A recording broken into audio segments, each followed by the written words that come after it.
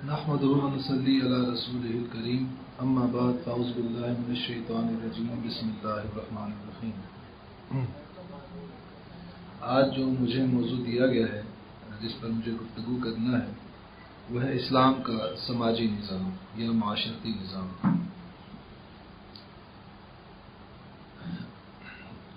سماج جو ہے وہ لوگوں کے گروہ کو کہا جاتا ہے جن کے کچھ شیئرڈ انٹرسٹ ہوتے ہیں،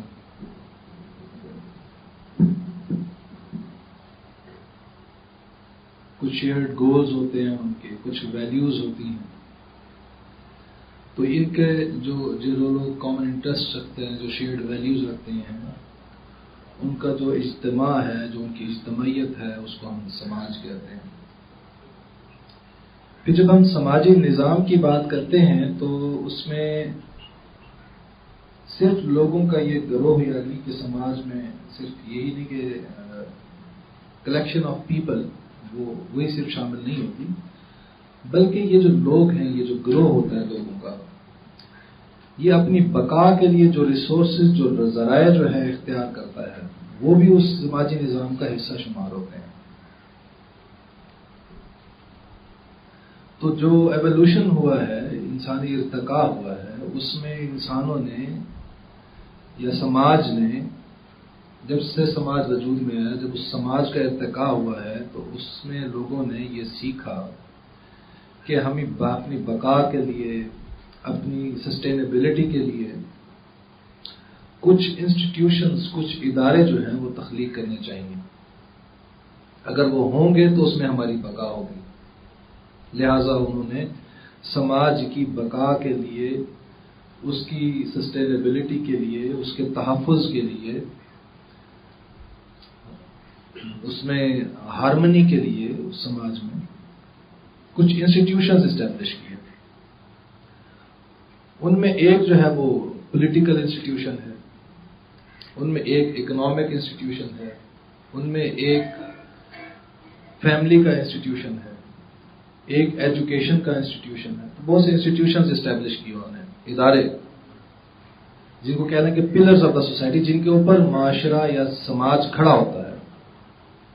جب یہ ستون نکال لیا جائے گا تو وہ جو سماج ہے وہ زمین بوس ہو جائے گا. پھر آپ اس کو ایک ریوڑ تو کہہ سکتے ہیں انسانوں کا، آپ اسے سماج نہیں کہہ سکتے اگر یہ اس میں ادارے، اس کی بقا کے تحفظ کے ضامن ہوتے ہیں، یہ ادارے نہ ہوں. ترقی یافتہ قومیں جو ہیں انہوں نے یہی کام کیا ہے کہ اپنے ان اداروں کو اسٹرینگتھن کیا ہے، اسٹرانگ کیا ہے. جب ہم اسلام کی طرف آتے ہیں، اچھا ایک اور تمہیدی بات بیان کرنے رہ گئی. ایک ہے ڈائریکشن یہ یا ڈائمینشن یہ کہ انسان نے اپنے ارتقاء سے، ہٹ ٹرائل اینڈ ایرر سے سیکھا اور اس سے وہ کسی نتیجے پر پہنچا. تو وہ جو سب اس نتیجے پر پہنچا وہ اس کے خالص تجربہ شامل ہے. اس میں اور کوئی ریویلڈ نالج کا کوئی لینا دینا نہیں ہے. یہی وجہ ہے کہ جو مغرب آج جہاں پر پہنچا ہے، ایکسپیرینشل نالج کی بیس پر جہاں پر پہنچا ہے، وہاں پر انہوں نے بس اسی چیز کو اپنے سماج یا اپنے نظام کا حصہ بنایا ہے جس کے پیچھے ان کا تجربہ کار فرما رہا ہے. مذہب کو، ریلیجن کو، دین کو انہوں نے بالکل ریویلڈ نالج کو اپنے ڈومین جو ہے، سوشل ڈومین جو ہے، پولیٹیکل ڈومین ہے، اکنامک ڈومین ہے، اس سے نکال کے بات ہے. جبکہ ہم جب اسلام کی بات کرتے ہیں تو جب ہم کہتے ہیں کہ یہ مذہب جو ہے یہ ایک آفاقی مذہب ہے، بلکہ مذہب نہیں دین ہے ایک. اور جب ہم بات کرتے ہیں کہ یہ دین ہے تو اس سے مراد کیا ہوتی ہے کہ یہ اللہ کی رہنمائی ہے، کہ اللہ نے کیا ہمیں رہنمائی دی ہے زندگی گزارنے کے لیے. تو اس میں ایک بیلنس نظر آتا ہے. اس میں کلیتاً جو ہے وہ ایکسپیرینشل جو انسان کا نالج ہے، تجربہ جو ہے، اس کی نفی بھی نہیں ہے. اور اس میں جو اللہ تعالیٰ کے جو احکامات ہیں، جو ریویلڈ نالج ہے کہہ لیں، جو آپ کا منبع جو ہے، اس کا بھی کچھ نہ کچھ آپ کو چاشنی نظر آتی ہے، اس کی کچھ رہنمائی نظر آتی ہے آپ کو. بلکہ یوں سمجھ لیں اگر اسلام کو سمجھنا چاہیں، نظام کو، اسلامی نظام کو، تو اس میں یہ ہے کہ اسلام جو ہے وہ بنیادی اصول پیش کر دیتا ہے.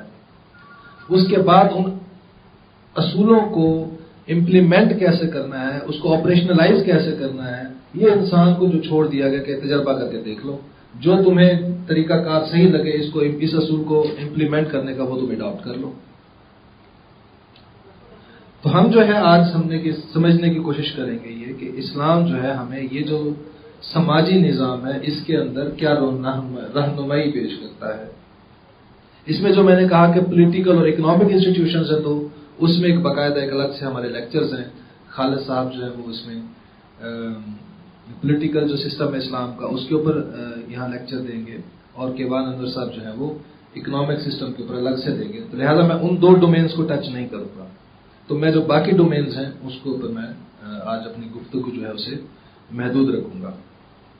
سب سے پہلے جو ہے وہ ایک میں بیان کر دوں کہ اسلام جو ہے وہ جو پرنسپل دیتا ہے یا جو روح دیتا ہے کسی بھی نظام کو چلانے کے لیے، وہ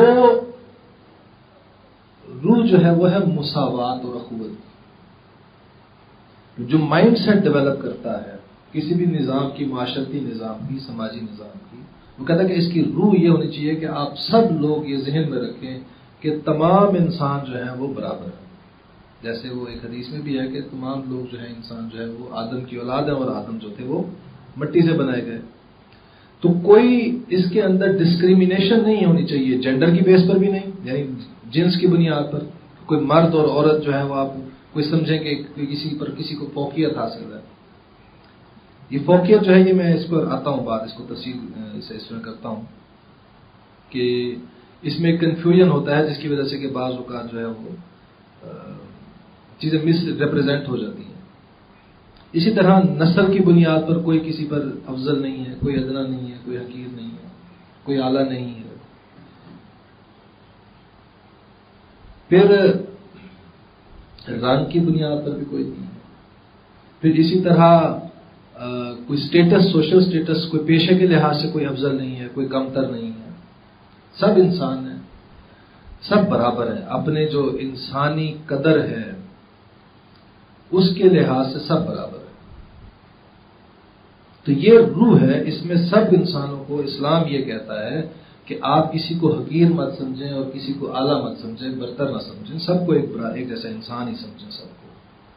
جب آپ اس اینگل سے یہ آئینہ پہن کے دیکھیں گے تو پھر آپ جو ہے وہ ڈسکریمنیشن نہیں کریں گے۔ آپ جو میں نے امتیاز کی بات کی، فرق کرتا ہے انسان، اسلام بھی اس کرتا ہے، ہر لحاظ پھر ڈومین میں فرق کرتا ہے وہ۔ ابھی ہم خاندانی نظام کی جب ڈسکشن کریں گے تو اس میں بھی ہم اس کو ڈسکس کریں گے، اور اس کے اندر جب ہم دوسری چیزوں پہ جائیں گے، جب ڈومینز کو ڈسکس کریں گے وہاں پر بھی کریں گے۔ فرق اور تفاوت کرتا ہے اسلام، لیکن اس کے پیچھے روح کوئی اور کار فرما ہوتی ہے۔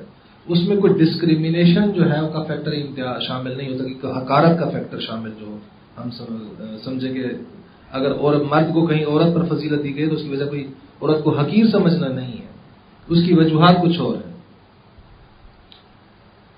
تو جو سماجی نظام جو ہے اس کا سب سے جو بیسک یونٹ ہوتا ہے وہ ہے فیملی، خاندان۔ دو افراد جو ہیں وہ جب آپس میں ایک بانڈ میں شامل ہوتے ہیں، ایک سوشل بانڈ میں شامل ہوتے ہیں، لوگوں کو پبلکلی جو ہے وہ اس میں اپنا گواہ بناتے ہیں کہ ہم جو ہے وہ اس رشتے میں منسلک ہو رہے ہیں، تو ایک ادارہ وجود میں آتا ہے، اس کو ہم خاندان کہتے ہیں۔ دنیا جو ہے آج جہاں پر پہنچ گئی ہے، بڑی مٹیریلسٹک ایج ہے جس کو ہم کہتے ہیں کہ جس سے ہم گزر رہے ہیں۔ ہر چیز جو ہے وہ اس میں گیو اینڈ ٹیک دیکھی جاتی ہے۔ اسلام جو ہے وہ اس کی روح جو ہے وہ کوئی اور ہے، وہ اسے جب یہ بانڈ ڈیولپ کر رہا ہوتا ہے وہاں پر وہ جو اسپرٹ اس کے اندر انجیکٹ کرتا ہے اس ادارے کے اندر، وہ ہے ذمہ داری کی، کہ اللہ کو گواہ بنا کر ہم جو ہے وہ اون کر رہے ہوتے ہیں اس رسپانسبلٹی کو۔ مرد عورت کو جہاں ہم کہتے ہیں قبول ہے، تو عام طور پر تو ہم کیسے بھی اس کو ریلیٹ کرتے ہیں کہ عورت کہہ رہی ہے مجھے یہ مرد قبول ہے، اور مرد کہہ رہا ہوتا ہے مجھے یہ عورت قبول ہے۔ اس کے بڑھ کر بھی ایک تھوڑی سی ایک اور اس کی جہت بھی ہے، اور وہ یہ ہے کہ مرد جو ہے وہ اس عورت کے ضمن میں اپنی ذمہ داریوں کو قبول بھی کر رہا ہوتا ہے کہ جو اب اس ادارے کے قیام سے مجھ پر ذمہ داریاں مجھ پر اب عائد ہوں گی، میں قبول کرتا ہوں۔ ان کو ایکسرسائز کروں گا. اسی طرح عورت جو ہے وہ قبول کرتی ہے کہ یہ اس مرد کے ساتھ ساتھ جو ذمہ داریاں مجھ پر آئیں گی میں ان ذمہ داریوں کو بھی قبول کرتی ہوں. اب جب آپ کے پیچھے کار فرما یہ اسپرٹ ہوتی ہے کہ ذمہ داری کی، اور آپ نے گواہ اللہ کو بنایا ہوتا ہے اس میں، تو پھر آپ کے ذہن میں یہی آتا کہ میں نے اپنی ذمہ داری کا جو جواب ہے وہ اللہ کو دینا ہے. مرد یہ نہیں سوچے گا کہ میں جواب دے عورت کو ہوں، عورت یہ نہیں سوچے گی کہ میں اپنی اس ذمہ داری کی اکاؤنٹیبل ہوں مرد کے آگے ہوں. دونوں کے ذہن میں یہ ہمیشہ رہے گا، کیونکہ قرآن وہاں پہ جو ہم پڑھتے ہیں خطبے کے اندر جو خطبہ نکاح کے اندر آئے تو اس میں کیا ہے کہ اللہ سے ڈرو، اس کا تقوی اختیار کرو. کیونکہ تمہیں اس کے آگے پیش ہونا ہے. تو وہاں پر اگر عورت اپنی ذمہ داریاں پوری کر رہی ہو اور مرد نہ کر رہا ہو تو وہ پھر بھی استقامت پر قائم رہ سکتی ہے، اگر اس کے پیچھے جو ڈرائیونگ فورس ہے وہ یہ ہے کہ میں اللہ کو جواب دے ہوں گی. میں جو ذمہ داریاں ادا کر رہی ہوں میں اس لیے کر رہی ہوں کہ اللہ نے مجھے کہا تھا یہ ادا کرنے کو، اور اس کا اجر میں نے اس سے لینا ہے. اور مرد اگر اپنی ذمہ داریاں ادا کر رہا ہو اور اس کی بیوی اگر ادا نہ کر رہا ہو تب بھی وہ اپنے اس عمل پر استقامت کے ساتھ قائم رہے گا. کیونکہ اس کے ذہن میں یہی جواز ہوگی بات کہ میں نے اپنے حصے کا کام کرنا ہے، جو ذمہ داریاں اللہ نے مجھ پر ڈالی ہیں میں نے وہ ادا کرنی اور میں نے اس کا اجر اللہ سے حاصل کرنا ہے. شکوائے ظلمت شب سے تو کہیں بہتر تھا اپنے حصے کی کوئی شمع جلاتے جاتے. تو یہی سوچتا ہے انسان کے بجائے کہ میں شکوہ کروں میری بیوی یہ نہیں کرتی تو میں اس کی ذمہ داریاں کیوں پوری کروں، یا بیوی یہ شکوے کرے کہ میرا خامد میری ذمہ داریاں پوری نہیں کرتا تو میں کیوں کروں. یہ وہ مٹیریلسٹک سوچ ہے. جب آپ کے ذہن میں یہ ہو کہ رشتہ جو ہم جس میں منسلک ہوئے ہیں یہ گیو اینڈ ٹیک پر ہے، یہ میرے حقوق پورے کرے گا تو میں اس کے حقوق پورے کروں گی. تو جب یہ کارفرما ہوتی ہے روح اس رشتے کے پیچھے تو پھر وہ رشتہ تباہ ہو جاتا ہے. تو اسلام جو ہے اس رشتے کو پریزرو کرنے کے لیے، اس کو پروٹیکٹ کرنے کے لیے، اس کو اسٹرینگتھن کرنے کے لیے اس کے اندر جو روح داخل کرتا ہے وہ ہے احساس ذمہ داری کی، کہ آپ دونوں اپنی اپنی ذمہ داریاں آپ کو دے دی گئی ہیں اس ادارے کو قائم کرنے کے لیے. آپ نے یہ ذمہ داری پوری کرنی ہے اور اس کا جواب اللہ کا. آپ نے اگر اس کی ذمہ داری پوری نہ کی تو آپ اللہ کے ہاں اس کے جواب دیں گے. تو اس کے اندر پھر کمپرومائزز بھی کرنے پڑتے ہیں، سیکریفائس بھی کرنے پڑتے ہیں. آپ سوچیں سورہ تغابن کے اندر وہاں جہاں بیان ہو رہا ہے اے ایمان والو تمہاری اولاد اور تمہارے جو زوج ہیں ان میں تمہارے دشمن ہیں، بعض تمہارے دشمن ہیں، ان سے بچ کے رہو. لیکن ساتھ ہی یہ وارننگ دینے کے بعد کہ الرٹ ہو کے رہو کہ ان میں تمہارے دشمن موجود ہیں، تو ساتھ ہی کیا کہ تم معاف کرو ان کو، درگزر کرو ان سے چشم پوشی اختیار کرو. یہ کیوں کہا جا رہا ہے کہ تم اگر ان چیزوں میں پڑ گئے تم یہ نہیں کر رہے یہ نہیں کر رہے یہ کیوں نہیں کر رہے یہ کیوں نہیں کر رہے، تو اس سے تمہاری فرسٹریشن بڑھے گی اور پھر اس فرسٹریشن کے نتیجے میں تم جو ہے وہ یہ کہ اپنی رسپانسبلٹیز سے ودرا کر سکتے ہو، ان سے سبکدوشی اختیار کر سکتے ہو. تو اسلام یہ کہتا ہے کہ ان سے چشم پوشی اختیار کرو، جو تمہارے ذمہ مقام دیا گیا تم اس پر فوکس کرو اور اس کو کرو کام. دونوں کو جی یہ جو زوج کا لفظ آیا یہ ہدایت دونوں کے لیے، عورت کے لیے بھی مرد کے لیے بھی، کہ ایک دوسرے میں کیڑے جو ہے نا مت نکالو، میخ مت نکالو، اپنے کام پر اپنے حصے کی جو ذمہ داری ہے اس پر کنسنٹریٹ کرو، اس پر فوکس کرو، کمپرومائز کرو چیزوں کے اوپر. اس سے پھر اللہ تعالیٰ اس کے اندر برکت ڈالے گا.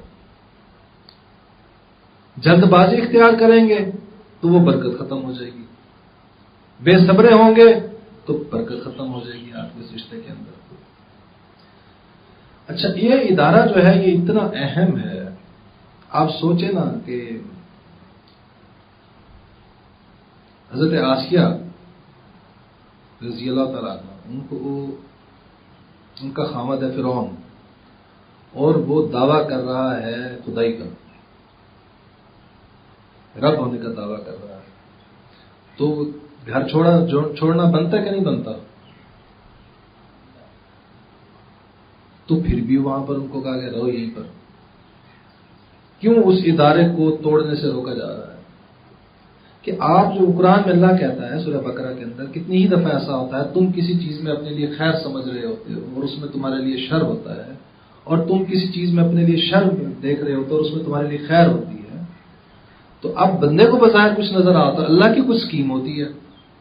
اللہ نے وہاں پر موسیٰ کو پالنا تھا، اگر وہ وہاں پر اس کو چھوڑ دیتا ان کے اوپر کہ ظاہر کو جو نظر آ رہا ہے اس کو دیکھ کر کوئی فیصلہ کرنا ہے تو پھر تو وہ گھر ٹوٹ جانا چاہیے تھا. تو اسلام کے اندر بھی اس پر فیملی کا جو انسٹیٹیوشن ہے اس پر بہت ایمفیسس ہے. جیسے آپ صلی اللہ علیہ وسلم نے فرمایا تم میں سے بہترین لوگ وہ ہیں جو اپنے گھر والوں کے لیے اچھے ہیں. آپ باہر والوں کے لیے تو بہت اچھے ہیں، بڑے ماں باپ ان کے ساتھ مائلڈ ہیں، بڑے با اخلاق ہیں، آپ ان کے ساتھ آپ ان کے لیے بڑا ایثار کرنے والے ہیں، اور گھر کے اندر آتے تو آپ جلا دیتے ہیں. گھر والوں کے ساتھ جو ہے آپ بات کرتے ہوئے ایسے ہیں جیسے وہ کاٹنے کو بندہ دوڑتا ہے. تو اس ادارے کا جو ہے جس کی اسٹرینتھنگ جو ہے اس کے اوپر آپ کی پوری لائف بیس ہوتی ہے. آپ کے گھر کے اندر سکون نہیں ہے، آپ مینٹلی ڈسٹرب رہیں گے. آپ کسی ادارے میں نوکری کرنے گئے ہیں تو وہاں پر جائیں گے تو وہاں پر مسئلہ ہوگا. ہم سب اپنے اسکول ایج سے کالج ایج سے گزرے ہیں کسی نہ کسی طرح. تو ہوتا نہیں تھا کبھی ایسے کہ جب استاد جو ہے وہ آتا تھا اور بڑے غصے میں اور ہمیں مارتا تھا تو سارے آپس میں باتیں لگتا آج سر جو ہے استاد جی جو ہے وہ گھر سے لڑ کے آئے ہیں. کیوں ہم یہ کہتے تھے یہ بات کہ ہم نے بھی یہ پتہ ہے تجربے سے کہ انسان اگر گھر میں ڈسٹرب ہو تو اس کے اثرات جو ہیں اس کی باہر کی زندگی پہ بھی پڑتے ہیں. ورک لائف بیلنس کے اوپر بڑی ریسرچز ہو رہی ہیں کہ کس طرح جو ہے وہ انسان جو ہے اس کی ورک انوائرمنٹ میں اور جو فیملی انوائرمنٹ کے درمیان بیلنس پیدا کیا جائے. کہیں پر یہ نہ ہو کہ ایک چیز دوسری کو ڈسٹرب کر رہی ہو. تو یہاں پر سکون میں ہوں گے، گھر میں سکون ہوگا آپ کے، امن ہوگا آپ کے، تو پھر آپ باہر بھی جا کے کوئی سکون سے امن سے کام کر سکیں گے. آپ کے اپنے گھر میں کانفلکٹس ہوں گے نا، وہ کانفلکٹس لے کے جب آپ باہر آئیں گے آپ کے اپنے دل میں بھی چور ہوگا ہمیشہ کہ کہیں میرا بھانڈا پھوٹ نہ جائے. آپ کسی بھی دوسرے کے پاس گھر اپنے فیملی میں اپنی بیوی کو لے جانے سے گھبرائیں گے، کہیں یہ نہ ہو کہ میری بیوی ان کے گھر بھانڈا پھوڑا ہے میرا. یا آپ کسی کی دوست کی فیملی کو اپنے گھر جو ہے انوائٹ کرنے سے گھبرائیں گے، یہ نہ ہو کہ اس کی بیوی آئے میری بیوی کے پاس بیٹھے اور میری بیوی کو بھانڈا پھوڑ دے میرا. کیونکہ باہر تو آپ نے ایک بڑا آئیڈیل امیج پیش کیا ہوا ہوتا ہے، جبکہ گھر کے اندر آپ کا امیج کچھ اور ہوتا ہے، ریئلٹی کچھ اور ہوتی ہے. تو اس ادارے پر بہت ضرورت ہے سب سے زیادہ فوکس کرنے کی. کہتے ہیں چیریٹی بگنز ایٹ ہوم. آپ دوسروں کو تو بڑی تلقینیں کر رہے ہیں، اپنے گھر میں آپ نے کچھ کیا نہیں ہوا، کوئی اس کے اندر آپ نے کوئی اپنی ذمہ داری جو ہے اس کا احساس کیا نہیں ہے. دنیا کو ٹھیک کرنے چلے ہیں، اپنے گھر کے افراد جو ہیں ان کو کھلا چھوڑا ہوا ہے. اچھا، اب یہ جو خاندانی نظام جو ہے اس کی پریزرویشن جہاں میں نے کہا کہ یہ بہت امپورٹنٹ ہے، اس کے ساتھ ساتھ کچھ اور چیزیں بھی ہیں جو کہ معاشرے یا سماج کی بقا کے لیے بڑی اہم ہے. یہ ایک پلر ہے، یہ خاندانی نظام ایک پلر ہے. ابھی میں نے پچھلے دنوں ایک مذہبی کو رہنما سمجھے جاتے ہیں ان کو کہتے ہوئے سنا، وہ خاندانی نظام کو ہی سماجی نظام کہہ رہے ہیں کہ سماج کیا ہے، بہت سارے خاندانوں کا مجموعہ ہوتا ہے. تو ایسا نہیں ہے، سماج جو ہے سماجی نظام کا ایک پلر ہے، ایک انسٹیٹیوشن ہے فیملی سسٹم. دوسرا پلر جو ہے جو امپورٹنٹ ہے وہ ہے ایجوکیشن، تعلیم.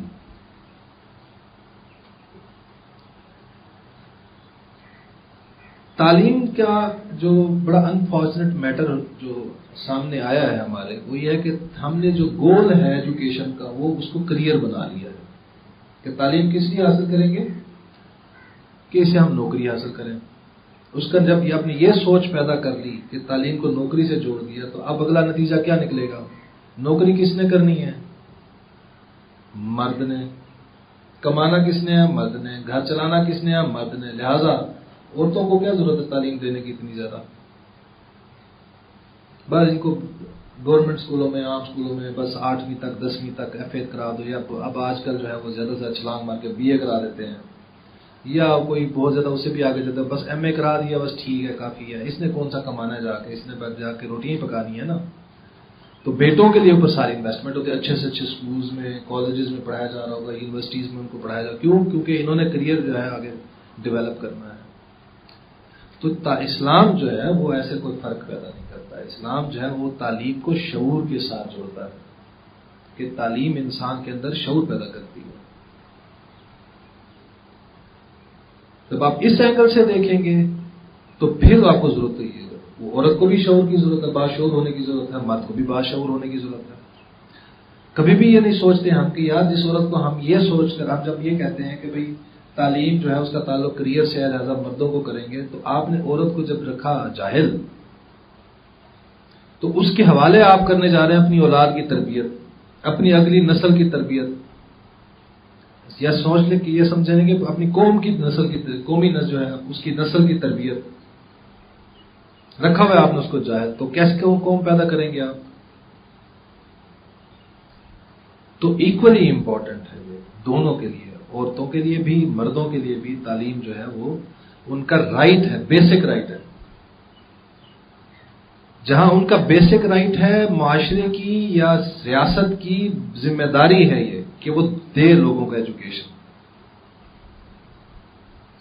کیونکہ ایجوکیشن ہوگی، اگر لوگ ایجوکیٹڈ ہوں گے تو اس کا بینیفیشری کون ہوگا؟ سماج، ریاست، وہی اس کے بینیفیشری ہوں گے نا، فائدہ تو انہیں کو پہنچے گا۔ قوم جاہل ہوگی تو ریاست نے نیچے جانا ہے، قوم اگر پڑھی لکھی ہوگی، تعلیم یافتہ ہوگی تو ریاست ترقی کرے گی، معاشرہ ترقی کرے گا۔ تو جس نے بینیفیشری بننا ہے یہ اس کو چاہیے اس چیز کی فکر کرنا کہ میں لوگوں کو ایجوکیٹ کروں۔ اگر میں ان کو ایجوکیٹ کروں، ریاست اگر یہ فیصلہ کر لے، یہ ذمہ داری کا احساس اپنی ریئلائز کر لے کہ میں نے ان کو ایجوکیٹ کرنا ہے، اس کا بینیفیشری تو میں ہوں اصل میں اس کی، تو پھر تعلیم جو ہے وہ اس پر کسی کو پیسے بھی نہیں دینے پڑیں گے۔ جس نے فائدہ اٹھانا ہے یعنی ریاست نے یا سماج نے، تو یہ اس کی ذمہ داری ہے نا کہ لوگوں کو ایجوکیٹ کرے۔ ہمارے ہاں دیکھتے ہیں ہم کہ لوگوں بیچاروں پیسے بھرنے پر اسکول میں فیسیں بھر رہے ہیں، کالجز کی فیسیں، یونیورسٹیز کی فیسیں۔ تو اگر ہم اسلامی نظام کے پرسپیکٹو سے دیکھیں تو جو ایجوکیشنل سسٹم ہے اس میں اس نظام کو وہاں ایجوکیشن فری ہونی چاہیے، فری آف کاسٹ ہونی چاہیے۔ جہاں تک کوئی تعلیم حاصل کرنا چاہتا ہے ریاست کو انشور کرنا چاہیے، اس چیز کو ممکن بنانا چاہیے، اس کو وہ تمام ریسورسز دستیاب کرے، پرووائڈ کرے، وہ فائنینسز کے ہوں، چاہے ریزیڈنس کے ہوں، یا جیسے ٹرانسپورٹیشن کی فیسلٹیز ہوں، ہر قسم کی ضروریات جو تعلیم کے ساتھ جڑی ہوئی ہے، ریاست وہ تمام چیزیں میسر کرنے کی پابند ہوگی۔ تیسری اہم بحث جو ہے اس ضمن میں وہ ہے جینڈر ایشوز کے ریلیٹڈ میں، کہ اسلام جو ہے وہ مرد اور زن، میلز اور فیمیلز کے لیے کیا دائرہ کار اختیار کرتا ہے یا تجویز کرتا ہے۔ کوئی بھی کام کرنا چاہتا ہے مرد یا عورت تو ان کو کتنی لبرٹی حاصل ہے۔ تو اس میں ایک تو بنیادی بات سمجھ لیجئے، اسلام جو ہے وہ اختلاط و مرد و زن کی اجازت نہیں دیتا، یعنی اسلام جو ہے وہ جینڈر سیگریگیشن کی بات کرتا ہے۔ یہ جو پردہ ہے یہ جینڈر سیگریگیشن کا ایک جزو ہے۔ ہمارے ہاں انفارچونیٹلی لوگ سمجھتے ہیں پردہ ہی بس اسی میں اسلام ہے، بیٹی کو پردہ کرا دو، بے شک بھیج دو یونیورسٹی، عورت نے پردہ کر دیا، برقع کر دیا، اس کے بعد بے شک جہاں مرضی مردوں کے ساتھ نوکری کرتی پھرے۔ تو اسلام یہ نہیں کہتا، یہ بہت بڑی غلط فہمی ہے۔ اسلام میں صرف پردہ نہیں ہے، پردہ ہے لیکن اس سے بھی ایک اوپر کی چیز ہے، وہ ہے مرد اور زن کے لیے الگ الگ ڈومینز، یہ دونوں آپس میں اکٹھے نہیں ہو سکتے۔ اس کو ہم جینڈر سیگریگیشن کہتے ہیں۔ اردو میں اس کے لیے کیا بنے گی؟ اختلاط تو مل جانا کیا کہتے ہیں؟ کوئی بتائے گا اردو اس کی جینڈر سیگریگیشن کی اردو کیا بنتی ہے؟ تفریق کہہ لیں، فرق، الگ کرنا مردوں اور عورتوں کو۔ یہ کیوں کرتا ہے؟ یہ جب تک اس سوال کو ہم ایڈریس نہیں کریں گے لوگوں کو ہضم نہیں ہوگی یہ بات۔ آج کے دور میں اگر آپ جینڈر سیگریگیشن کی بات کریں گے تو یہ تو وہی بات ہو جائے گی، رقیبوں نے رپٹ لکھوائی ہے جا جا کے تھانوں میں کہ اکبر نام لیتا ہے خدا کا اس زمانے میں۔ دیکھیں میں نے یہ بات کی، ہمارے ہاں عام طور پر جو نیریٹو بیان کیا جاتا ہے وہ بڑا عجیب و غریب قسم کا نیریٹو ہے. یہ جو مرد اور زن کا جو اختلاط ہے، یہ آپس میں ملنا ہے، مل کر کا پڑھنا، یا معاشرے کے اندر عورتوں اور مردوں کا میل جول ہے، اس کے جو کاؤنٹر آرگومنٹ دیا جاتا ہے اس کے خلاف، اور یہ دیا جاتا ہے کہ جی مرد جو ہے وہ بھیڑیا کی مانند ہے، بھوکا ہے، تو جب بھوکے کے سامنے جو ہے وہ گوشت آئے گا وہ اس نے تو اس پر جو ہے اس پر ٹوٹنا ہے، تو لہذا جو ہے وہ گوشت جو ہے اس کو اپنی سلامتی کا خود بندوبست کرنا چاہیے اگر اس نے بچنا ہے بھیڑیے سے. تو وہ جو مرد یہ آرگومنٹ دے رہے ہوتے ہیں کبھی بھی یہ نہیں سوچتے کہ یار ہم اپنے آپ کو بھیڑیا کہہ رہے ہیں، اللہ نے انہیں اشرف المخلوقات بنایا تھا، یہ اپنے آپ کو جانور کہنے پہ تلے ہوئے ہیں. تو ٹھیک ہے، وہ جانور اپنے آپ کو جو سمجھتے ہیں تو جانوروں کو جانوروں کی طرح ڈیل کرنا چاہیے، معاشرے کو، سماج کو. جو اس نیریٹو کو بیان کرتے ہیں اس کا جواب یہی ہے، اگر مرد جانور ہے تو جانوروں کو پنجروں میں رکھا جاتا ہے، ان کو پنجروں میں بند کریں، عورتوں کو پنجروں میں بند کرنے، گھروں میں بند کرنے کی ضرورت نہیں ہے. لاجیکل آرگومنٹ یہ بنتا ہے. اصل جو اسپرٹ ہے اس جینڈر سیگریگیشن کے پیچھے وہ کوئی اور ہے. میں نے ابھی بتایا کہ جو سماج ہے اس کا جو سب سے بنیادی جو اس کا یونٹ ہے وہ اس کا خاندان ہے، خاندانی نظام ہے. اگر آپ نے کسی سماج کو بکھیرنا ہو تو آپ اس کی جو یہ جڑ ہے خاندانی نظام، اس کو اکھاڑ دیں. تو اسلام بہت زیادہ جو زور دیتا ہے، وہ جو کوشش کرتا ہے، جو ممکن بناتا ہے کہ اس نظام کو، اس ادارے کو جو ہے اس کو مضبوط سے مضبوط بنائے، مضبوط سے مضبوط تر بنائے. اب آپ سوچیں اس کو مضبوط تر کیسے بنایا جا سکتا ہے.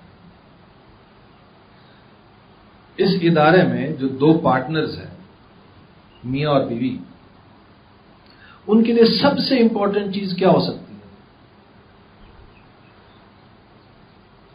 باہمی اعتماد ایک دوسرے پر. اور اعتماد ہوگا تو پھر محبت بھی پیدا ہو جائے گی. اور اگر محبت ہو صرف اور اعتماد نہ ہو تو محبت بھی نہیں چلتی. پھر لو میرج کر لیں، کرتے ہیں نا لوگ، تو بعد میں جا کے جب پتہ لگتا ہے کہ نہیں، وہ جو تو ہم نے پہلے جو دیکھے تھے، جو ہمیں چاند ستارے ایک دوسرے کو دکھائے تھے، اب تو وہ نہیں ہے، اب تو ہم زمین پر ہیں. اس وقت ہم آسمانوں پر تھے. اب زمینی حقائق تو کچھ اور ہیں. وہ اس وقت جو ایک دوسرے کو ہم نے ایک دوسرے کا اپنا آئیڈیل امیج پیش کیا تھا، اب تو اس وقت تو ایک دوسرے کے سامنے بڑا پرفیوم لگا کے آتے تھے. اب جب 24 گھنٹے ساتھ رہتے ہیں تو پتہ لگا یہ تو ہفتہ ہفتہ نہاتا نہیں تھا، اس لیے پرفیوم چھڑک کے آتا تھا تاکہ بدبو نہ آئے. تو جب یہ حقیقتیں کھلتی ہیں تو وہ اعتماد جو ہے وہ ٹوٹتا ہے، اس کو ٹھیس پہنچتی ہے. جب اعتماد کو ٹھیس پہنچتی ہے تو پھر وہ جو محبت ہے وہ بھی ختم ہونا شروع ہو جاتی ہے. تو جو اس سے اصل سب سے بنیادی چیز ہے خاندانی نظام کے اندر، وہ ہے میاں بیوی کا باہمی اعتماد ایک دوسرے کے اوپر، کہ عورت یہ سمجھے کہ یہ میرے ساتھ کمیٹڈ ہے، اور اس ادارے کے ساتھ جس کی بنیاد ہم دونوں نے ڈالی تھی یہ اس کے ساتھ کمیٹڈ ہے. اور مرد یہ سمجھے، یہ یقین رکھے کہ یہ میرے ساتھ کمیٹڈ ہے، لائل ہے، یہ میری وفادار ہے، یہ اور یہ اس ادارے کے ساتھ بھی وفادار ہے. یہ کمٹمنٹ نہیں پیدا ہوگی تو یہ ادارہ چل نہیں سکتا. جب یہ کمٹمنٹ پیدا ہو جائے رشتے کے اندر تو انسان جو ہے وہ خود بھی جو ہے اس کا دل نہیں چاہتا باہر سوچنے کا، تو ادھر ادھر منہ مارنے کا، ادھر ادھر آنکھ اٹھانے کا بھی دل نہیں کرتا. اب سوال یہ ہے کہ ٹھیک ہے، یہ تو ایک سائڈ ہو گئی. وہ جو ڈاکٹر رفیع الدین کہتے ہیں نا کہ جو مقصد ہے انسان کی زندگی کا، یہ بذات خود ایک سورس ہوتا ہے، ذریعہ ہوتا ہے انسان کے تزکیے کا، کہ آپ کا اپنے گول کے اوپر جتنا زیادہ فوکس ہوگا، جتنی زیادہ کنسنٹریشن ہوگی، آپ ڈسٹریکشنز سے اتنے بچے رہیں گے. آپ ایک تو یہ ڈائمینشن ہوگی کہ آپ اپنا فوکس کر رہے ہیں اس خاندان کے ادارے کے اوپر، تو آپ ڈسٹریکشن سے بچ جائیں گے، آپ کو کسی پر دھیان ہی نہیں جائے گا. لیکن بہرحال انسان ہے. حضرت علی رضی اللہ تعالیٰ عنہ سے روایت ہے کہ انہوں نے پوچھا آپ صلی اللہ علیہ وسلم سے، یار وہ پردے کی ڈسکشن ہو رہی تھی تو حضرت علی نے پوچھ لیا کہ یا رسول اللہ کبھی انجانے میں نظر پڑ جاتی ہے تو وہ بھی کیا جو ہے اس کا بھی گناہ ہے؟ تو آپ صلی اللہ علیہ وسلم نے فرمایا کہ نہیں، پہلی دفعہ جو ہے اس کا تو کوئی نہیں ہے، بس نظر ہٹا لو، دوسری دفعہ جو ہے اس کے اوپر پوچھ گچھ ہوگی۔ تو اب حضرت علی رضی اللہ تعالیٰ نے جیسی شخصیت اور وہ معاشرہ سوچیں جو حضور صلی اللہ علیہ وسلم جو ہے ان کا جو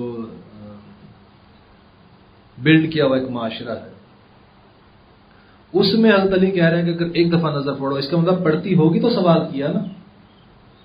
ایک دفعہ ایک خاتون گزر رہی تھی، حضرت عمر رضی اللہ تعالیٰ عنہ نے نام لے کر کہا تم وہ نہیں ہو فلاں۔ تو یہ تو نیچرل ہے نا، آپ یہاں پر بیٹھے ہوں، ابھی یہاں سے اطاولہ صاحب اگر اٹھ کے وہاں جائیں تو میں چاہے ادھر دیکھ رہا ہوں لیکن مجھے ادھر فوراً میرے امیج میں یہاں کو موومنٹ ہوئی ہے، تو آپ کے ارد گرد سراؤنڈنگ میں کوئی بھی چیز حرکت کرے گی، موو کرے گی، تو بندے کی غیر شعوری طور پر بندے کی جو ہے وہ نگاہ جاتی ہے اس طرف۔ تو دوسرے اینگل سے کہ کہیں یہ چاہے یہ کنسنٹریشن کے ساتھ اپنے فوکس کر کے بیٹھا ہو، یہ انسان اپنے اس فیملی کے ساتھ، اپنے اس رشتے کے ساتھ کمیٹڈ ہو، لیکن بہرحال امکان ہے کہ ٹیمپٹیشن شاید کوئی آ جائے ماحول میں اس کے، تو ادھر سے بھی سدباب کرتا ہے اسلام کہ وہاں پر اس کے سامنے جو ہے وہ جینڈر ایک کرٹن ڈال دو، عورتوں اور مردوں کا اختلاط ہو ہی نہ، اس کے سامنے کوئی اور ٹیمپٹیشن آئی نہ، یہ امتحان میں پڑے ہی نہ، یہ آزمائش پہ پڑے ہی نہ اس۔ دوسرا اس کے ایک اور اینگل بھی ہے کہ انسان کی نفسیات جو ہے اس کے اندر یہ چیز ہے کہ انسان جو چیز اس کو حاصل نہ ہو اس کی جستجو ہوتی ہے اسے۔ یہ انسان کا ان بلڈ جو ہے یا جو اس کی جو فطرت کا ہے جو ہے وہ اندر شامل ہوتا ہے، یہ موٹو ہوتا ہے، اسے ہم کیوریوسٹی موٹو کہتے ہیں۔ اب انسان کی شادی ہو گئی، جس کے ساتھ شادی ہو گئی ہے اس کے معاملے میں تو کوئی چیز انسان کے لیے ان ایکسپلورڈ نہیں ہوتی، وہ تو حاصل کر لی ہے ایک چیز۔ اب جو چیز حاصل نہیں ہوگی اس کی جستجو ہوگی، اس کے لیے کیوریوسٹی پیدا ہوگی انسان کے اندر۔ اب جب انسان ایک مخلوط معاشرے میں رہ رہا ہو، اب ہوتا ہے نا ہمارا، وہ تو بایولوجی اب یہ کہتی ہے کہ بھی عورت جو ہے وہ اس کے اندر فیٹس زیادہ ہوتے ہیں۔ اب جب بچہ پیدا کرتی ہے وہ بیچاری، تو اس کی جو باڈی کے اندر جو ہارمونل چینجز آتے ہیں اس کی وجہ سے اس کے وہ ویٹ گین کرتی ہے۔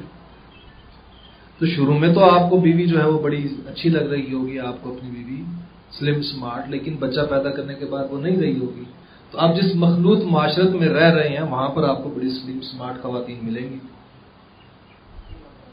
تو جب آپ ان سلم سمارٹ خواتین کو دیکھیں گے، نوجوان خواتین کو دیکھیں گے، فرض کریں شادی کو آپ کی 15 سال گزر گئے ہیں، اب آپ بھی جوان نہیں رہے، بیوی بھی جوان نہیں رہی، تو اب آپ وہاں پر جو ہے آپ جوان کوئی لڑکیاں نظر آتی ہیں، تو وہاں پر جو ہے وہ آپ کے لیے کمپیرزن پیدا ہو جائے گا نا کہ یہ سلم سمارٹ کو دیکھ کر میری بیوی بڑی بھدی ہے، بڑی موٹی ہے، اب بوڑھی ہو گئی ہے، جھریاں آ گئی ہیں۔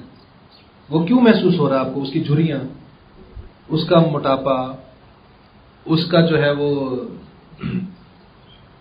بوڑھا ہو جانا، کیونکہ اس کے مقابلے میں ایک کمپیرزن آپ کے سامنے آ گیا۔ تو اسلام اس کمپیرزن کو ختم کرتا ہے، اس سورس کو، فساد کی جڑ کو ختم کرتا ہے کہ نہ رہے گا بانس، نہ رہے گی بانسری، بجے گی بانسری، کہ اس کے سامنے وہ سورس آف کمپیرزن ہی نہ ہے جس کی وجہ سے اس کو اپنی بیوی بھدی لگے، اس کی اپنی بیوی کے اندر توجہ جو ہے اسے ہٹے، کیونکہ اگر ادھر سے اس کی توجہ ہٹ گئی تو وہ جو بیسک انسٹیٹیوشن آپ کی سوسائٹی کا، معاشرے کا ہے، خاندان، وہ متزلزل ہو جائے گا، اس کی جڑیں کمزور ہو جائیں گی۔ تو جینڈر سیگریگیشن کی روح اصل میں تو یہ ہے، یہ نہیں ہے کہ جو ہمارے ہاں آرگیومنٹس دیے جاتے ہیں کہ مرد بھیڑیا ہے، تو یہ بڑا فضول آرگیومنٹ ہے، بہت ہی فضول آرگیومنٹ ہے۔ یا یہ جو سمجھ جاتی ہیں ہمارے کسی عورتیں بے وقوف ہوتی ہیں، وہ ٹریپ ہو جاتی ہیں، یہ بھی بڑے بے وقوف ہونے، بڑے سپرفیشل قسم کے آرگیومنٹس ہیں۔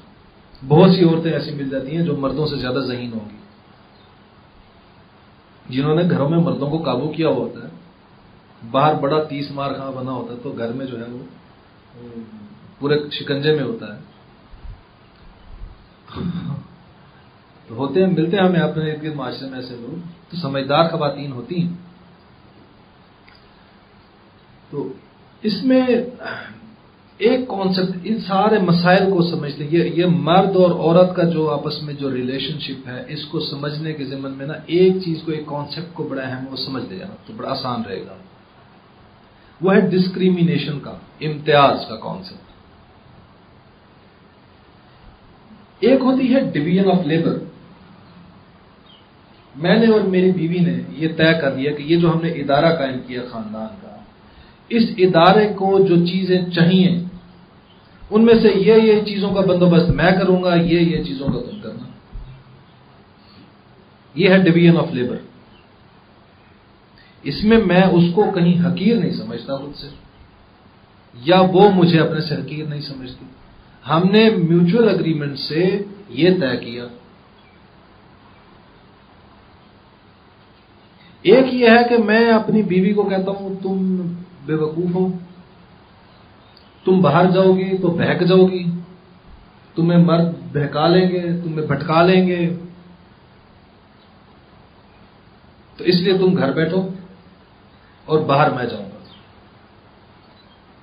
اور اگر اس آرگومنٹ کو مان لیں تو پھر جو بھی مرد 2 شادیاں کرتا ہے یا 3 شادیاں کرتا ہے، اس کا مطلب وہ زیادہ بے وقوف ہے، کیونکہ وہ زیادہ بہکاوے میں آیا ہے. میں یہ نہیں کہہ رہا کہ یہ دوسری شادی کرنا غلط ہے، وہ میں یہ کہہ رہا ہوں اس آرگومنٹ کا میں وہ کر رہا ہوں، میں اس کا فلا بتا رہا ہوں آپ کو کہ اگر آپ اس آرگومنٹ کی بیس پر اگر آپ عورت کو کہہ رہے ہیں کہ بہک جائے گی، ٹریپ ہو جائے گی، کسی اور کے چنگل میں چلی جائے گی، تو پھر جو بھی مرد ایک سے زیادہ شادیاں کرے گا آپ کو اس کو ماننا پڑے گا اس آرگومنٹ کے مطابق وہ بہک گیا، وہ بے وقوف تھا، وہ ایموشنل تھا، وہ احمق تھا، اینڈ سو آن، جو مرضی کے آپ لیبل لگا لیں. تو یہ اگر آپ یہ سوچ کے ساتھ، ڈسکریمنیشن کہتے ہیں آپ کا کوئی بھی ایسا عمل جس کے پیچھے کوئی پریجڈسز، کوئی اسٹیریوٹائپس، آپ کی کچھ غلط تصورات کھڑے ہوں، کوئی غلط احساسات، غلط سوچ آپ کی کھڑی ہو. مثال کے طور پر میں یہ سمجھ لیتا ہوں اگر کہ جو سرائکی ہوتے ہیں یہ ڈھیلے لوگ ہوتے ہیں، یہ میری سوچ ہے. فرض کریں ایک جاب نکلی ہے، اس کا اپرچونٹی نکلا ہے، اب وہاں پر انٹرویوز کے لیے مختلف جگہوں سے لوگ آئے ہوئے ہیں، اور میں یہ سوچ میری ہے کہ یہ جو لاہور کے لوگ ہوتے ہیں، یہ جو اپر پنجاب سے ہوتے ہیں، یہ بڑے تیز ہوتے ہیں، بڑے ایکٹیو ہوتے ہیں، بڑے ذہین ہوتے ہیں. یہ میری سوچ ہے. اب جب میں انٹرویو کروں گا، سلیکشن کروں گا، ایک کام ہے نا، عمل ہے نا جو کرنا ہے مجھے. جب میں سلیکشن کروں گا تو میں کس کو پریفرنس دوں گا؟ وہ جو اپر پنجاب کو ہوں گے نا، کیونکہ ان کو تو میں ڈھیلا سمجھتا ہوں سرائکیوں کو. اب ایک فالس اسمپشن تھی، ایک بائس تھنکنگ تھی میری. اس بائس تھنکنگ کی بنیاد پر جو میں نے ایکشن لیا ہے، جو عمل کیا ہے، یہ ہم کہتے ہیں ڈسکریمنیٹری ایکشن، امتیازی عمل ہے یہ. تو یہ کسی غلط اپنی سوچ کی بنیاد پر کوئی ایکشن لیں گے تو وہ پھر ایکشن بھی غلط ہو جائے گا. تو عورت کو جب اگر آپ نے گھر میں بٹھا رہے ہیں ڈویژن آف لیبر کے کانسیپٹ سے، یہ سوچ کر، اور دونوں کا شیئر ایکول رکھیں گے کہ بھئی میں مرد جو باہر سے کما کر آئے گا، عورت جو گھر کو سنبھالے گی، دونوں کا 50% شیئر ہوگا، ویٹیج ہوگی. جتنی اپریسیشن کا حقدار مرد ہوگا اتنی ہی ہمارا اپریسیشن کی حقدار عورت ہوگی. تو ٹھیک ہے، بالکل ٹھیک ہے، یہی کہتا ہے اسلام. اگر آپ یہ سوچ کر کہیں گے کہ نہیں نوکری میں میں ایسے جاؤں گا، میں سمجھدار آدمی، یہ بیوقوف ہے، یہ ڈسکریمنیٹری ایکشن ہے. ایسی کوئی اسلام کے اندر کوئی کانسیپٹ نہیں ہے. وہ قرآن کی آیت ہے نا، کیا ہے، الرجال قوامون علی النساء، مرد جو ہے ان کو عورتوں پر حاکم بنایا گیا ہے. ٹھیک ہے، ایک ایڈمنسٹریٹو جو ہے، یہ ایک کہنا کہ ایک فضیلت ہے جو کہ دی گئی ہے مرد کو. ہم صرف اس کو یہیں تک ہی دیکھتے ہیں، اسی اینگل سے ہی دیکھتے ہیں اس کو کہ مرد حاکم ہے اور اس نے حکم چلانا ہے، اور عورت کو اس کا تابع دار ہو کر رہنا ہے، اس کے حکم کو ماننا ہے. اسی آیت کی ایک اور جگہ پر تشریح آپ صلی اللہ علیہ وسلم نے فرما دی. یہاں تو یہ کہا نا مرد حاکم ہے، تو آپ صلی اللہ علیہ وسلم نے فرمایا کہ برا ہے وہ حاکم جسے اپنا حکم استعمال کرنا پڑے. یعنی اب اگر کسی کو حاکم بنایا مرد کو اور اس کو اپنا حکم ایکسرسائز کرنا پڑ رہا ہے تو وہ بہت ہی برا حاکم ہے. میسج کیا ہے کہ you have to be democratic. مشورے سے چلیں. گھر کا نظام چلانا ہے اپنا تو آپ کا جو پارٹنر ہے اس سے مشورہ کریں. اب یہ ایک بیلنس ہے جو وہ پیدا ہوتا ہے. وہ سوال کبھی کھڑا ہو سکتا ہے اس چیز میں، اگر آپ یہ کہتے ہیں کہ اسلام کہتا ہے کہ مرد حاکم ہے، اتھارٹی اس کے پاس ہے، اور اگر مرد بے وقوف ہو اور اس کی بیوی زیادہ سمجھدار ہو تو پھر کیا کریں گے آپ؟ تو آپ کاؤنٹر کوشچن کا جواب آپ اس سے نہیں دے سکتے. اس سوال کو یہ بیلنس کرتی ہے یہ اپروچ کہ یہ آپس میں مشورہ کریں. امرہم شورا بینہم،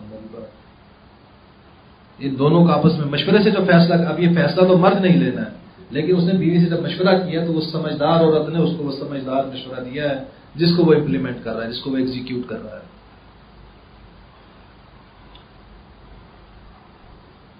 تو یہاں پر آپ دیکھیں گے یہاں پر پھر وہ حقیر سمجھنے والا تصور ہے کہ یہ حقیر ہے، کمتر ہے، بے وقوف ہے، ایموشنل ہے، اور جو ہم باتیں جوڑ دیتے ہیں عورت کے ساتھ اور اس کی بنیاد پر یہ سمجھتے ہیں کہ یہ ہم سے حقیر ہے.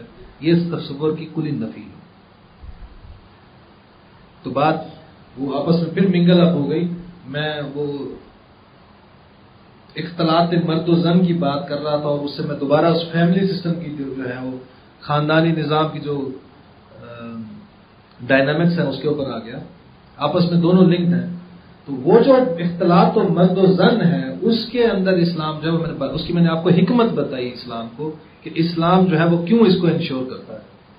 یہ مرد اور عورت کو ایک دوسرے سے الگ الگ کیوں رکھنا چاہتا ہے؟ تاکہ یہ خاندان کا ادارہ مضبوط سے مضبوط تر رہے، تاکہ یہ فرد جو ہے چاہے وہ مرد ہے چاہے عورت ہے یہ اپنے اس ادارے کے ساتھ پوری طرح یکسو ہو کر لوئل رہے، وفادار رہے. اس کے لیے کوئی ڈسٹریکشن نہ ہو. کیونکہ اگر یہ ادارہ متزلزل ہو گیا اس بندے کی پوری زندگی درہم برہم ہو جائے گی. پھر یہ ایک بیلنس انسان کی زندگی گزار ہی نہیں سکتا. وہ ایک امبیلنسڈ انسان سے آپ سوچیں گے کہ معاشرے میں کوئی خراب کوئی بہتری لائے گا، معاشرے کی کوئی بھلائی کا کام کر سکے گا؟ بالکل بھی نہیں. یہ فرد جو ہے امبیلنسڈ انسان معاشرے میں فساد ہی پھیلائے گا. اس سے کوئی خیر نہیں پھیلنے والا.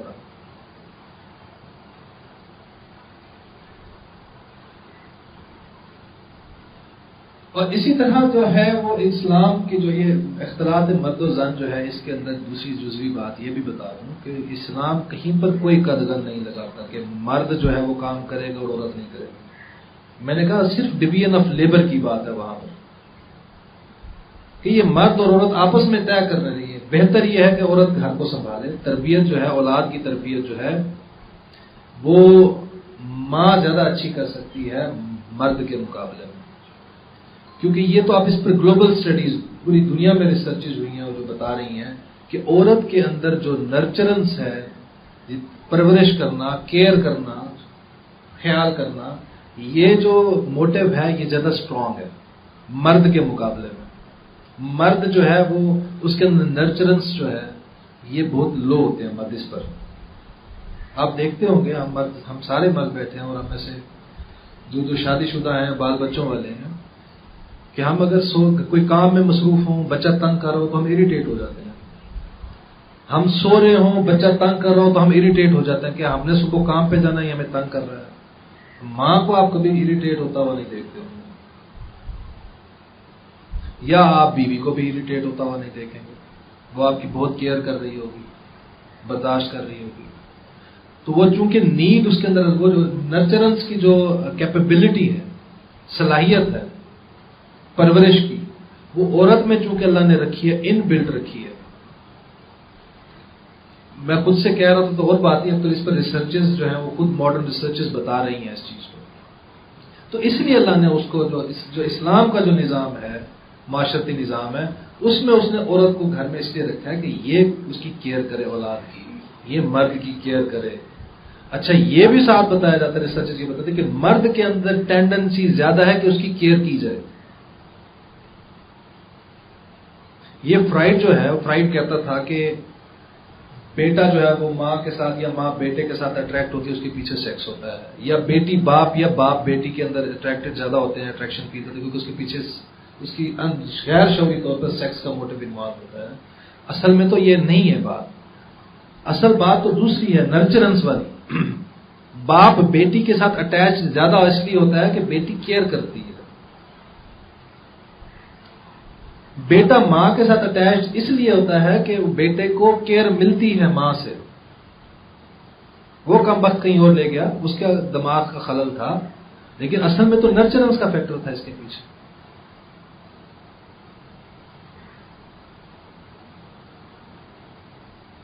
تو اس لیے اسلام جو ہے وہ عورت کو یہ نہیں کہ ہر کوئی اس کو کوئی کمتر سمجھتے ہو کہہ رہا، اس کی استعداد، اس کی کیپیبلٹیز، اس کی صلاحیتوں کو دیکھ کر اسلام نے کہا، اسلام کہتا ہے یہ کہ وہ بہتر یہ ہے کہ وہ گھر کا جو ہے ذمہ داری سنبھالے. یہ بھی بہت بڑی ذمہ داری ہے، اتنی بڑی ذمہ داری ہے کہ اس ذمہ داری کی وجہ سے ہی ماں کو 3 درجے بلند دے دیے گئے ہیں باپ سے.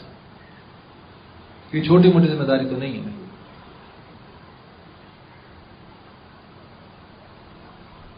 اور مرد جو ہے وہ اس کی اپروچ، چونکہ وہ جو سائیکولوجیکل میک اپ ہے وہ ڈفرینٹ ہے. مطلب مرد اور عورت ایک دونوں اپنی جسمانی اور ذہنی جو استعدادات ہیں اس میں ایک دوسرے سے مختلف ہیں ان جنرل. ویسے تو ہم کہتے ہیں ہر انسان ایک دوسرے سے مختلف ہے، سب کی جسمانی استعدادات مختلف ہیں، سب کی ذہنی استعدادات مختلف ہیں. لیکن ہم کہتے ہیں ان جنرل مردوں کی کچھ چیزیں کامن ہوتی ہیں، عورتوں کی کچھ چیزیں کامن ہوتی ہیں. اس سیگمنٹ کی کچھ کامن کریکٹرسٹکس ہوتی ہیں، ان کی کچھ کامن کریکٹرسٹکس ہوتی ہیں.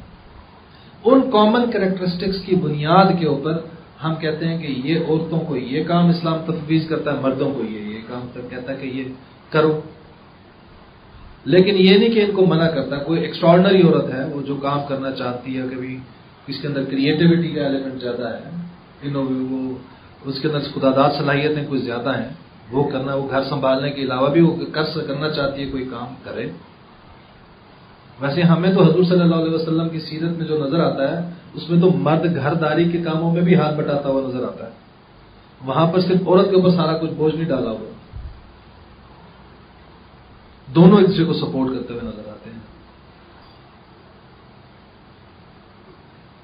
تو عورت جو ہے اس کے پاس جب ایک سیگریگیٹڈ سوسائٹی ہوگی اس میں اس کے پاس بھی پوری آزادی ہے. اگر وہ کوئی کام کرنا چاہتی ہے، کوئی نوکری کرنا چاہتی ہے، وہ تعلیم حاصل کرنا چاہتی ہے، تو اس کو مکمل آزادی دی جائے گی، اس کو سارے اپرچونٹیز دیے جائیں گے. ریاست کی ذمہ داری ہے یہ. اگر کوئی کام کرنا چاہے تو کوئی روک ٹوک نہیں ہوگی اس کو. ہاں شرط یہ ہے کہ سوسائٹی کے اندر سیگریگیشن پیدا کی جائے گی. یہ دونوں کو اکٹھا نہیں کیا جانا کرنا، الگ الگ اپنے اپنے ڈومینز میں رہ کے کام کریں. اگر کوئی بھی فیکٹری ہے، اب تو یہ آرگومنٹ بھی بڑا ارریلیونٹ سا ہو گیا کہ بھئی مرد جسم میں چونکہ قوی ہے تو عورت جو ہے وہ باہر کے کام نہیں کر سکتی، وہ جو مرد کر سکتا ہے. اب تو کمپیوٹر کی ایج آگے، ٹیکنالوجی کی ایج ہے، بٹن دبانا مشین نے کام کرنا ہے. لہذا اب آپ یہ فرق بھی نہیں کر سکتے کہ مرد عورت سے قوی ہے وہ، اس لیے عورت یہ کام نہیں کر سکتی. اب جہاز عورتیں بھی اڑا رہی ہیں، اب ٹینک چلانا ہے تو بٹن دبانا ہے، اب گن چلانی ہے تو بٹن چلا، تلوار تو استعمال کرنی ہے. اب مشین نے کام کرنا سارا کچھ. تو وہ آرگیومنٹ جو پرانا دیا جاتا وہ آرگیومنٹ آج کے دور میں ریلیونٹ نہیں ہے، ارریلیونٹ ہے وہ آرگیومنٹ. آج کے دور میں اگر کوئی عورت کام کرنا چاہتی ہے تو اسلام اس کو پوری اس میں اجازت دیتا ہے. صرف ایک کنڈیشن لگاتا ہے، وہ یہ ہے کہ وہ دونوں کے لیے ہے، وہ کوئی عورت کے لیے نہیں ہے. میں نے جو آرگیومنٹ بلڈ کیا اس میں تو مرد کے اوپر سارا میں بتا رہا ہوں آپ کو کہ اس کی ٹیمپٹیشنز جو پیدا ہو سکتی ہیں ان کا سدباب کرنے کے لیے ہے یہ سارا انتظام. یہ عورت کے لیے نہیں ہے. جیسے ہم وہ آیت پڑھتے ہیں قرآن مجید کی، وہ جس میں کوئی تنازع پیدا ہو جائے میاں بیوی کے درمیان، تو ان کو کہا گیا کہ پہلے اس کو سمجھاؤ. مرد کو کہا گیا کہ اس کو سمجھاؤ، اگر نہیں سمجھتی تو بستر الگ کر لو، پھر بھی نہیں سمجھتی تو پھر تم مار سکتے ہو اسے. پھر حدیث میں جا کر اس کی مارنے کی تصریح جب کی گئی کہ تم نے منہ پہ نہیں مارنا، تم نے اس کو جو ہے وہ کسی نازک حصے پر نہیں مارنا، ایسا بھی نہیں مارنا کہ نشان پڑ جائے. اب سوچیں مارنے کی نوبت کب آتی ہے؟ جب انسان بھرا ہوا ہو غصے سے اور کنٹرول نہ کر پا رہا ہو، تو اس کو اس اگریشن کو ریلیز کرنے کی اجازت دی جا رہی ہے، اور کہا جا رہا ہے کہ تم جو وہ پیک پر ہو اپنے اگریشن کی، تو تم جو ہے اس کو مار سکتے ہو، لیکن منہ پہ نہیں مارنا، کسی نازک حصے پہ نہیں مارنا، ایسے نہیں مارنا کہ جو ہے وہ اس کو نشان پڑ جائے، یعنی کہ پھول کی طرح مار جائے، پھول مار رہے ہو ایسے مارنا ہے. آپ سوچیں یہ پاسبل ہے؟ یہ اس حدیث کے اندر کیا گائیڈنس دی جائے کہ کنٹرول یور اینگر، اس کو ریلیز مت ہونے دو.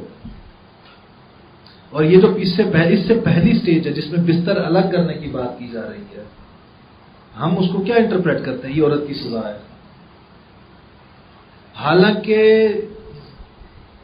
جو سائیکو تھراپسٹس ہیں وہ یہ بتاتے ہیں کہ اگر آپ کو آپ کے انوائرمنٹ کے اندر کوئی فیکٹر ہے، کوئی سٹیمولس ہے، کوئی محرک ہے جو آپ کو تنگ کر رہا ہے، ڈسٹرب کر رہا ہے، آپ کے اندر سٹریس پیدا کر رہا ہے، آپ چاہتے ہیں کہ وہ سٹریس کم ہو، تو آپ اپنے آپ کو اس ماحول سے نکال کے باہر لے جائیں. کیونکہ اگر آپ اس جگہ پر بیٹھ رہیں گے وہ چیز آپ کو تنگ کرتی رہے گی. تو یہ بستر الگ کرنے کا حکم جو ہے بیسیکلی وہ مرد کو گائیڈنس ہے کہ یار اٹھو یہاں سے، نکلو باہر تاکہ تمہارا اینگر نیچے آئے. یہ عورت کو نہیں سزا دی جا رہی، یہ اس کو ایجوکیٹ کیا جا رہا ہے کہ تم اینگر کو نیچے لاؤ. اگر تم اینگر کنٹرول نہ کر سکے تو خرابی پیدا ہو جائے گی. تو یہ بیلنس جو ہے، جو میں نے سارے آپ کو بتایا کہ اس میں سد باب جن چیزوں کا کیا جا رہا ہے وہ مرد کو ایجوکیٹ کیا جا رہا ہے. اور آج کے دور میں بھی ہمیں ضرورت ہے کہ اس پیغام کو آگے پھیلائیں، ہم لوگوں مردوں کو ایجوکیٹ کریں کہ وہ جو نیریٹو ہمارا ٹریڈیشنل ہم جو پروجیکٹ کرتے ہیں وہ صحیح نہیں ہے، وہ اپلیکیبل نہیں ہے، وہ ایکسیپٹیبل نہیں ہے، اور وہ اسلام کی روح کے مطابق بھی نہیں ہے. ایک آدھا پوائنٹ رہ گیا تھا لیکن میرا ٹائم مکمل ہو گیا. ویسے تو خاندانی نظام کے اوپر اسلام کے پورا ایک موضوع ہے یہ ایک الگ سے، ایسے ہی یہ جو جینڈر سیگریگیشن ہے یہ بھی ایک الگ سے موضوع ہے جس پر جو ہے وہ بڑی تفصیل سے بڑی ان کی باریکیاں ہیں جن کے اندر جا کر جو ہے وہ گفتگو ہونی چاہیے. تو انشاءاللہ پھر کبھی موقع ملا تو ان موضوعات پر الگ الگ سے پھر ہم اس کی ڈائسیکشن کر کے تو گفتگو کریں گے اس کے اوپر. وآخر دعوانا الحمدللہ رب العالمین.